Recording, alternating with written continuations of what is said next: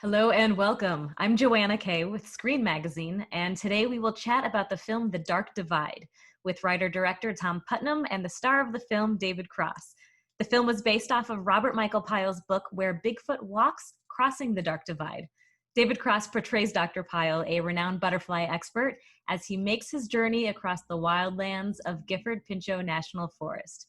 He embarks on his journey of discovery urged by his wife, Tia, beautifully portrayed by Debra Messing. The film also features Gary Farmer, David Koechner, and Cameron Esposito, among others. The first question I have for both of you is, do you believe in Bigfoot? And did you have any sightings while you were shooting? David, you want to go first? Sure. No, I do not. Okay. You seem on the fence. I believe in the human condition to, as it's been happening for tens of thousands of years, for humans to create what a Bigfoot represents. And I believe in that more than I believe in an actual Bigfoot. Yeah, I mean, one of the points of Bob's book and of the film are that in the end, maybe it doesn't really matter if Bigfoot exists. For Bob, Bigfoot also represents a way to reconnect with nature and remember that we're a part of nature and the importance in our lives. That was something that I thought was really cool. Here's a guy who went to Yale, who's one of America's foremost naturalists, and to have him write about Bigfoot, I think takes you on a journey that I haven't seen anything else do in terms of the importance of Bigfoot in our lives or what Bigfoot represents. And how did this film come to be? I mean, you came across Dr. Pyle's book. How did that happen, and why did you feel so drawn to it? I grew up outside of Portland, Oregon, and I basically spent my weekends hiking and fishing and camping at a lot of the locations Bob wrote about in his book. And a friend gave it to me about 10 years ago and said, man, this would make an amazing movie, but nobody can make this into a movie. So of course I had to read it and stupidly decide to turn it into a movie. And I just I fell in love with it. It reminded me of how it felt to spend time in these places. And I live in LA right now, and I don't get to spend a lot of time in those places. And I wanted to share it with, as big an audience as possible. And then once I got to know Bob, and he was really involved in the development of the film over the last 10 years. And I fell in love with him and his view of the world, and wanted to make a film that showed people not just the Gifford Pinchot National Forest, but like a different idea of what it means to be a man in our world right now, right? Where people are so polarized, and if you wear a mask, are you not a man, or if you're against guns and these things. And here's a guy who studies butterflies for a living, and he's an amazing person, and he does things that I think are incredible, and for me have sort of helped me rethink the kind of man I want to be in the world, and the kind of parent, and what's important in my life. It's amazing. I love that. And this has been a labor of love for 10 years. I know you were working on it there were 8 years in there before Public House joined the producing team. Tell us about that journey. Was most of that time a funding issue, and your advice to other filmmakers of what you learned along this journey, to how to get funding, how to get your dream project made? Wow. There's no magic bullet to that, right? Or else everybody would do it. I optioned this book and then promptly got divorced and was sleeping in the living room of a tiny 1-bedroom apartment so my son Jack could have the bedroom. And I would be up writing this crazy movie thinking what am I doing? I need to go find a job. And for me, somehow that process tied in with my own journey to change who I was, and that kind of motivated me. A lot of that 8 years was just writing and rewriting the script. And as things changed in my life, or huge changes happened in Bob's life, his wife died at one point, who was a huge part of the film and of his whole life story, the script just kind of kept changing and changing and changing. And it took a long time to, I think, get it to the point where I felt like it was a movie that somebody might want to see. And then my friend Jory, who also is an amazing casting director, he cast Napoleon Dynamite and Blade and Dances with Wolves and all these crazy movies. He just randomly read the script and just became like our first cheerleader. Like, you got to do this. You got to make this. And then we ran across Public House, who had this meeting and said something no one ever says, which is, what is your craziest, hardest to make project? And I was like, oh, I have that for you. And they fell in love with it, and they've just been amazing, supportive guys. And then it just sort of went along at like 5 RPM or whatever. And then once David and I sat down and I got to meet him and suddenly see like this character come to life. How did you guys team up? I would like to hear about that. David, you got the script probably through your agents or something, right? Yeah, I know that there was a mix-up, and initially you wanted David Crosby, and there was a typo, and it was supposed to go out to David Crosby, and somehow got to my door, and I decided, well, I'll read it. I'm not, I'm not an iconic singer, hippie guy, whatever, who promotes weed, but maybe I can view it through that lens. No, I got the script. Hey. Hi. Hang on a second. Marlo. Hey. Do you remember Tom? Hi, Marlo. Oh, you've grown so much. Yeah, she's. It's been quite a difference a year makes. Yeah. Oh, wow. You want to show them your cars? Awesome. She got 2 cars. She got a yellow and a brown car. Are those Hot Wheels? Yeah. Yeah, they are. Yep. Hot Wheels or Matchbox. Yeah. She's love the Hot Wheels around here. She loves that stuff. All right, kiddo, I got to do this. I'm talking about the movie. Remember when you came to Oregon, and when Daddy was making the butterfly movie? Probably not. Okay. All right, you take. All right, I'll see you in a bit. Okay. Bye, Marlo. Bye, Marlo. Or you can hang out. She can Hi, hang out. Marlo. Why not? So yeah, I got the script, and I like the story, and simultaneously it's a part I don't get offered very often, and so I was very, I wanted, the next thing was to meet with Tom and to see if we were going to get along, especially with this kind of movie and how insulated everyone was and was going to be and was during the making of the movie, and you got to make sure you're getting along with your writer and director, and also to get a vibe how collaborative he may or may not be. And we got together at a bar in LA, and I think initially we were going to meet for about an hour. We had planned for about an hour, and we were there for almost 3 hours. And he called his guy came over, so we pounded. All right, so anyway, but we ended up hanging out, and I got a real good sense about him, and he seemed very genuine. He seemed very honest and earnest, and and I came in with a bunch of ideas and notes and thoughts, and he was amenable, listened to him, and from that point forward, after that meeting, we were like, okay, let's do this, because it was going to be, no one was under any false, ideas about how difficult this was going to be. And it was without hesitation the most difficult, grueling thing I've been a part of. So, yeah, you had it was a 22-day shoot schedule in the middle of these wildlands. And that's the part of it. It's 22 days. I've done plenty of stuff where you're working 14-hour days and you're cramming stuff in. It's not fun. I mean, you make a good thing, but there are a handful of amenities, and we didn't have anything.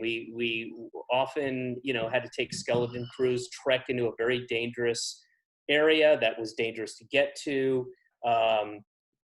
There's like, bring a couple bottles of water. That's all we're going to have. Here's some nuts. That's what we've got. There's not going to be catering.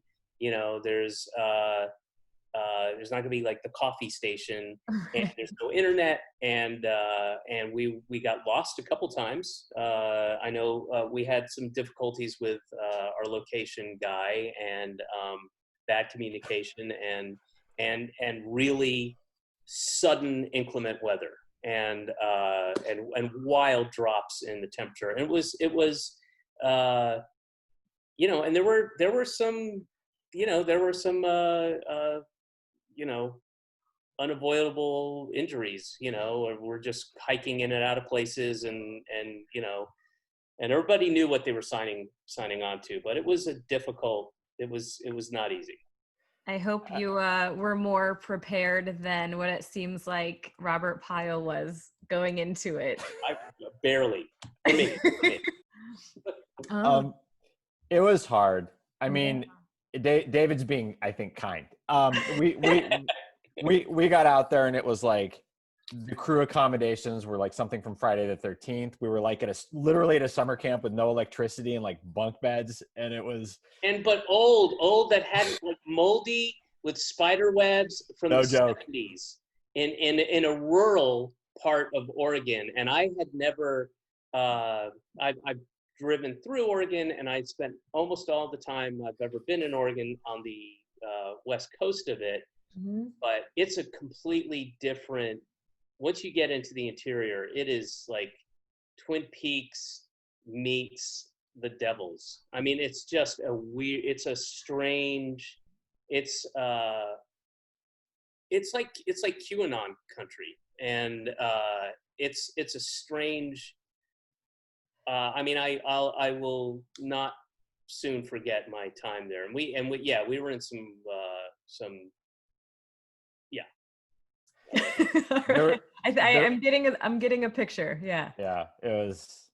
And yes. I mean, Tom, you have so much experience in documentary filmmaking. Did you feel like that gave you a special set of skills to be able to roll with the punches and roll more with whatever these conditions that you cannot control are giving you, rather than having a planned out? I mean, it was planned out and structured, but there's only so much you can do in the wilds. And I totally wrote and planned that with them in mind. I mean, like, I just went on tour with Insane Clown Posse. I chased firefighters into burning buildings. So for me, it would be like Tuesday, and oh yeah, there's a thunderstorm and the location's locked and people are crying and whatever. But then like the rest of the crew would just definitely be like, about once a week we have an amazing crew who put up with like just insane stuff. But there was definitely like the weekly Monday roundtable of me telling everybody why they shouldn't quit, and like we would and totally understandable. I mean, it was hard. It was essentially like making a documentary, but with hair and makeup and sort of, and with David and Debra. Also, hair and makeup was the same person, was one person. Wardrobe, costumes worked out of a car. We didn't have real trailers. We had those kind of like things that those kind of bubble rounded things that are older. What do you call those? Like kind of like an RV, but it's shorter. Like shitty trailers. Yeah, everybody doubling up. I remember props was doubling up with wardrobe, and we had craft service was a PA, and the best doubling up ever was when we ran out. We were running out of people, and the on-set medic had to be the boom operator. So it was. I remember that. Yeah, it was a real living in oblivion type of production. I can encapsulate this entire production in one incident. We're out in the middle of nowhere. There's a thunderstorm coming, and I got a call with like my one bar on my cell phone from the production office that a tornado had touched down in Portland. Portland's not tornado country. It touched down for one block, proceeded to drop a tree on our production van and crush it, pancake it, and then went away. And that was the third worst thing that happened that day. Like, it was It was great. hard. I mean, I think also when you see, like you saw the movie, you feel it, right? You feel like you're Oh yeah. out on a limb. And that was really important to us, because if this was just like a movie with David hiking through trees and more trees and more trees, and hey, I stop and I talk to some people and then I hike through some more trees, it was going to be boring. Like, we wanted people to really have the experience of being out there. Hopefully that comes across. Oh, for sure. I mean, throughout when I was watching, I was I was, how are they doing this? How are they filming this? And I was just so enthralled that I was feeling so much for you, David. And that was, yes, it was the surroundings, and Tom, how you built in these events, but also your performance was so human, and it was hilarious and tragic. And you and Debra Messing together was just, I mean, there was joy and heartbreak, and it was so beautiful to watch. There's no question there. I just wanted to thank you for that. It was really beautiful to watch. And it was so much funnier than I expected it to be. And I'm wondering where that came from, because I watched a little bit of Robert Pyle, and he seems to have a great sense of humor. Did that come from rewrites working together? Are these things that just happened on the set? Tell me about being a real person who is alive to judge your performance of your rendition of him. Well, Robert is, and I've met, a million people in my time, and Robert's truly one of the sweetest. Naturally, he's a naturally, in his nature is sweet and good and optimistic and kind and selfless, and